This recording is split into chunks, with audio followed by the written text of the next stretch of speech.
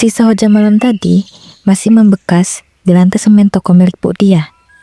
Terletak di pojok gang kampung, toko itu selalu tampak rapi dan bersih. Raihan, anak laki-laki satu-satunya Bu Dia, sedang merapikan isi toko. Udara masih sejuk saat Bu Sumarni datang sambil tersenyum.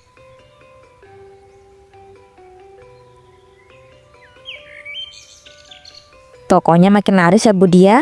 Rezeki terus ngalir, alhamdulillah. Tapi jangan sampai kesibukan dunia bikin kita lupa persiapan pulang loh.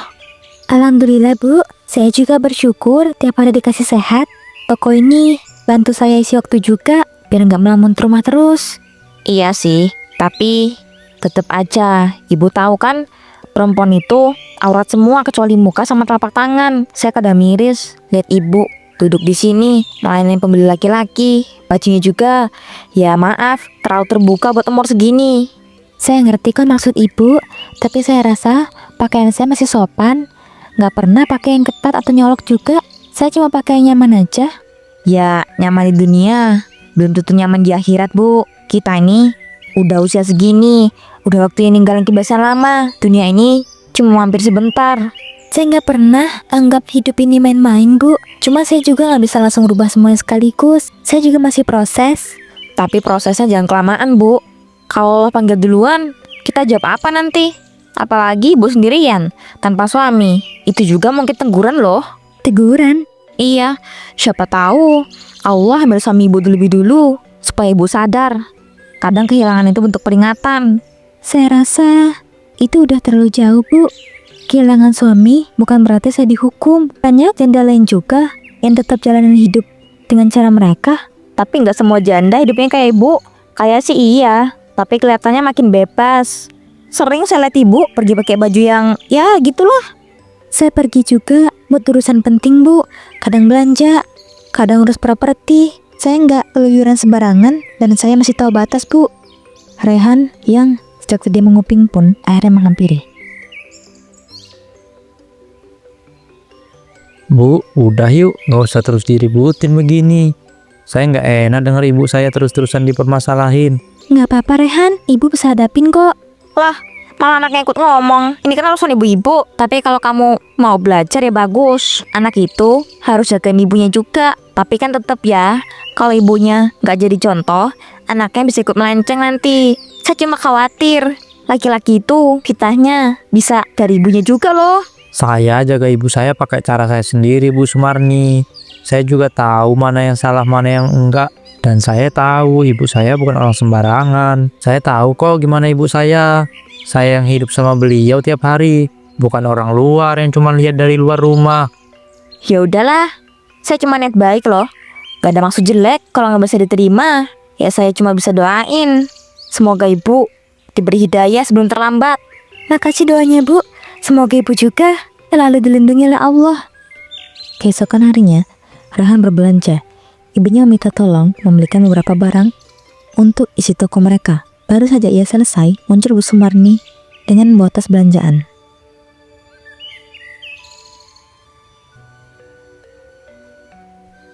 Lah, Raihan, tumben belanja siang-siang gini. Iya Bu, disuruh ibu beliin buat stok. Anak soleh ya, menurut sama ibu. Tapi sayang ibunya belum menurut sama Allah. Maaf Bu. Iya, ibu kamu tuh, Bu Dia, cantik, pinter, kaya. Tapi apa gunanya semua itu kalau belum juga tutup aurat? Udah janda, masih dandan, rambut terurai. Allah kasih umur itu buat tobat, bukan buat pamer. Saya rasa itu bukan tempatnya buat saya bahas, Bu. Itu urusan ibu saya sama Allah. Lah, justru itu. Kalau bukan kamu ingetin, siapa lagi? Ibu kamu udah lama sendiri. Banyak mata lihat dia kemana-mana sendiri. Kadang senyum ke tukang parkir, ngobrol sama tukang sayur laki-laki. Hati-hati Raihan, setan itu kerja tiap detik. Apalagi perempuan tanpa suami. Banyak lelaki yang bisa salah paham. Bu, ibu saya ngobrol karena sopan. Nggak semua perempuan yang ramah itu berniat aneh. Saya lebih khawatir sama orang yang terlalu gampang menilai orang lain. Lah, saya cuma mengingatkan kok, bukan menilai. Lagian, kamu anak laki-laki. Kalau sampai ibu kamu nanti kenapa-napa, kamu juga yang kena getahnya. Saya heran, kenapa ya ada orang yang suka bawa-bawa nama Tuhan buat nyakitin sesama. Waduh, kamu udah mulai ngegas ya sama orang tua sekarang. Saya ini cuma pengen kamu sama ibu kamu tuh dapat hidayah. Gak usah marah. Yang marah tuh tandanya hatinya masih keras. Saya nggak ngegas bu, saya cuma capek dengar ibu saya terus-terusan dijadiin bahan omongan. Beliau kan nggak pernah ganggu siapa-siapa. Kalau hidayah itu bisa dibagikan lewat nyinyir dan sindiran, mungkin surga udah penuh sejak lama bu. Ya sudah, terserah kamu aja. Nanti juga ngerti sendiri. Tapi jangan sampai nyesel pas sudah telat. Saya nih cuma jembatan pengingat. Iya, makasih atas perhatiannya bu. Bu Sumarni melanggang melewati Raihan dengan dagu terangkat. Malam pun tiba. Dapur rumah Budia terang dengan cahaya kekuningan dari lampu gantung. Di atas kompor, telur dadar sedang dimasak.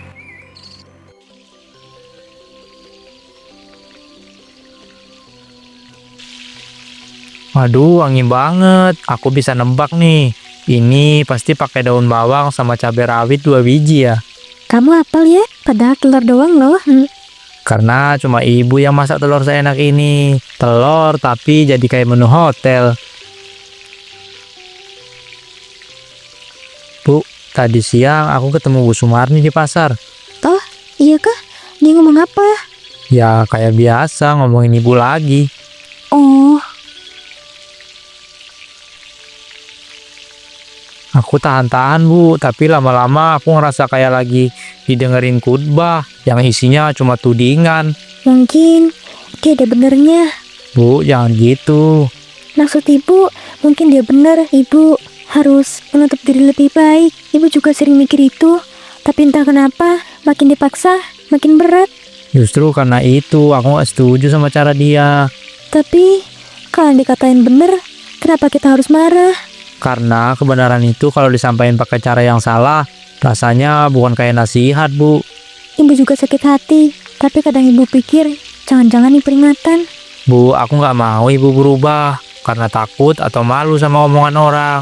Aku pengen ibu berubah kalau memang ibu sendiri yang ingin, dari hati ibu sendiri.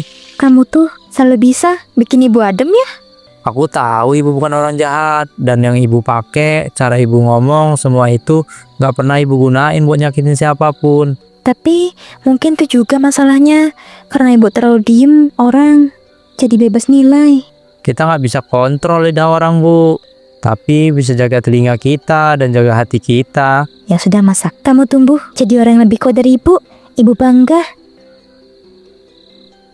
Pagi itu, toko kecil milik Budia masih sepi. Dia duduk santai di balik mejanya, memeriksa stoknya dengan pulpen dan kertas coret-coret. Tak lama, seorang perempuan masuk.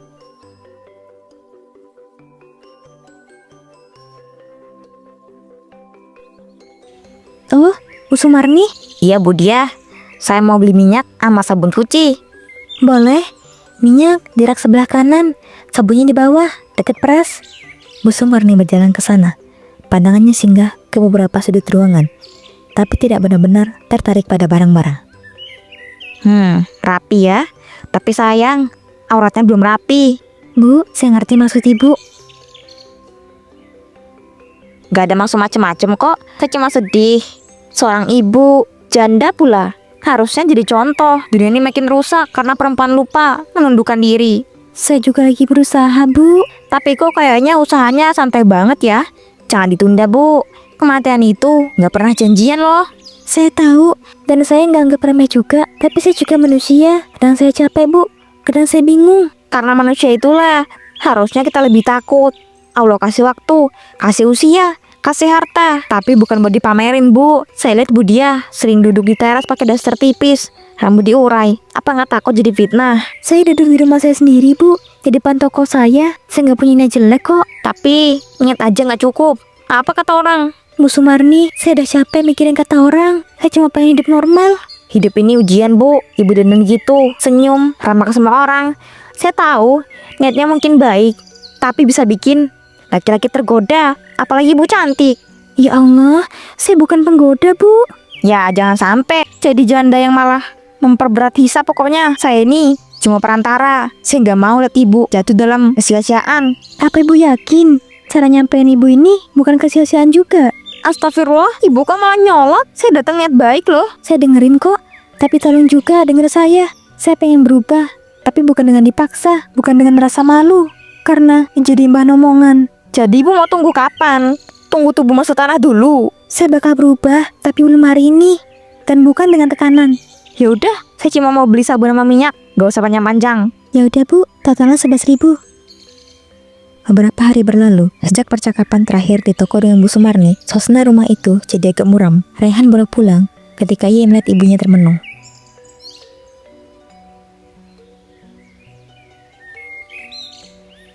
Bu, kok sepi amat rumah ini? Gak apa-apa, kamu udah makan? Belum, tapi aku nggak lapar. Aku cuma bingung, ibu kenapa? Gak kenapa-napa, mungkin hati ibu lagi kosong. Ibu yang aku kenal nggak pernah semuram ini mukanya. Kalau memang nggak kenapa-kenapa, biasanya ada suara kompor, suara panci, atau suara ibu nyanyi kecil-kecil. Sekarang kok kayak rumah kosong? Ibu lagi banyak mikir, Han. Dia bener. Sebagian besar dari omongan dia bener. Mungkin emang ibu butuh ditegur. Mungkin kalau dia nggak ngomong, ibu bakal terus hidup dalam nyaman yang keliru. Kamu ingat waktu kecil, kamu sakit demam tinggi? Ibu panik. Terus ada tetangga yang bilang, katanya karena ibu terlalu sering mandiin kamu malam-malam. Ibu marah waktu itu, merasa dihakimi. Tapi ternyata emang ibu yang sembrono. Ulangi. Tapi ternyata emang ibu yang sembrono. Nggak beda, Han. Teguran emang pahit, tapi kadang emang perlu. Ibu boleh ngerasa itu penting, tapi aku mohon jangan berubah karena takut disalahin. Tapi gimana kalau selama ini emang ibu yang salah? Kalau ibu salah ya kita perbaiki sama-sama, tapi nggak dengan menyiksa diri. Ibu ngerasa capek, Han. Selama ini ibu pikir cukup dengan jujur, kerja keras, gak nyakitin orang. Tapi ternyata gak cukup buat sebagian orang. Aku nggak peduli sama sebagian orang itu, Bu. Aku cuma peduli ibu. Ibu tetap jadi ibu yang aku kenal ya. Ibu juga pengen, Han. Tapi entah kenapa sekarang rasanya semua jadi berat. Bu, kalau ibu berubah pelan-pelan, jangan buru-buru, jangan karena omongan orang. Mereka terdiam sejenak. Aku bikinin teh ya, Bu. Boleh. Seminggu sudah berlalu. Hari-hari berjalan, tapi ada yang mulai berubah.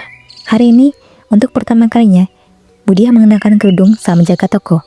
Tak lama, Bu Sumarni datang.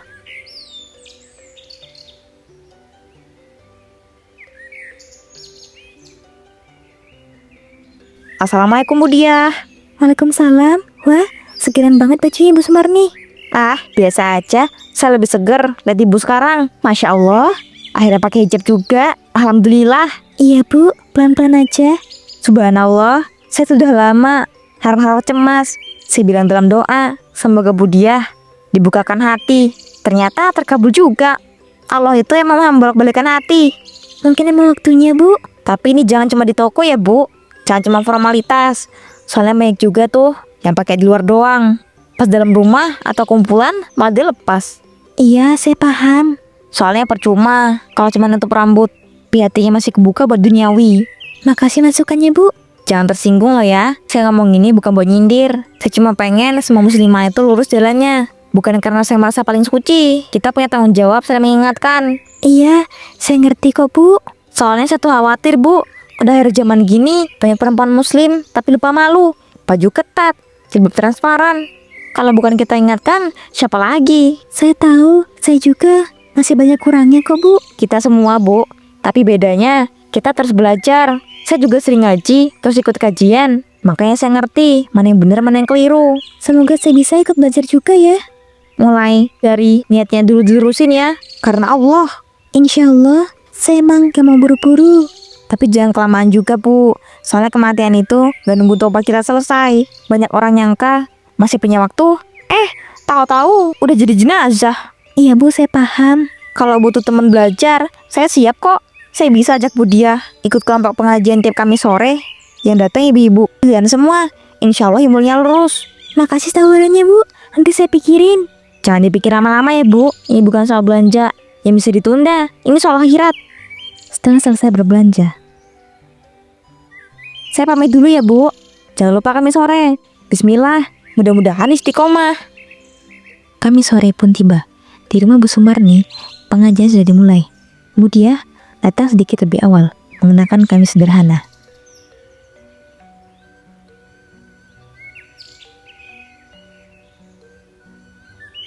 Alhamdulillah, akhirnya kita lengkap. Ada tamu baru juga sore ini. Bu Dia, seneng banget.